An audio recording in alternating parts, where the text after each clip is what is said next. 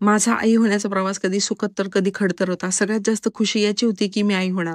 माझे इश्यू तर बर्थ पासूनच स्पेशल आहे, कारण नॉर्मली बेबीज 9 महिने 9 दिवसांनी होतात, पण माझी इश्यू 9 महिने 14 दिवसांनी झाली. त्यात सी सेक्शन झाल्याने ईशान्वी माझ्या आयुष्यात आली. माझी लक्ष्मी आली. तिचा जन्म होताच लक्षात आलं तिला हिमेंजिओमा आहे. सुख आणि दुःख एकत्र आलं. ती अगदी 5 दिवसाची असतानाच तिचे फर्स्ट ब्लड रिपोर्ट आणि सोनोग्राफीच्या प्रोसेस मधून गेलो. माझी छकुली मला हे सगळं शांतपणे करू देत होती, पण या सगळ्यात तिचा हिमेंजिओमा फास्ट ग्रोविंग होता. इशूला अल्सर झाला आणि आता आली एक नवीन झुंज.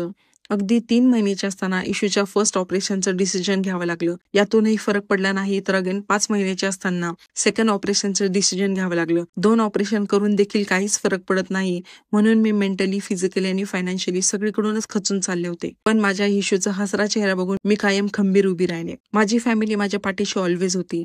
या गोष्टीचा खूप आनंद आहे की मी नेहमी काहीतरी न्यू लेसन्स लाईफकडून घेत गेले आणि माझ्या ईशान्वीकडूनही. तिचा हसरा चेहरा माझ्या जगण्याची एक नवीन ओढ आहे. यातही इशू लेझर ट्रीटमेंटचं पेन सहन करून गेली आणि रिकव्हरी सुद्धा झाली. तुम्ही जर माझा हा व्लॉग फर्स्ट टाइम बघत असाल तर माझ्या इशूची हिमेंजिओमाची सिरीज एकदा नक्की बघा. इशूला मी throughout the journey strong कसं ठेवलं तेही शेअर करणं माझं एक उद्दिष्ट आहे. उद्या पुन्हा भेटूया एका नवीन लेसन सोबत. बाय.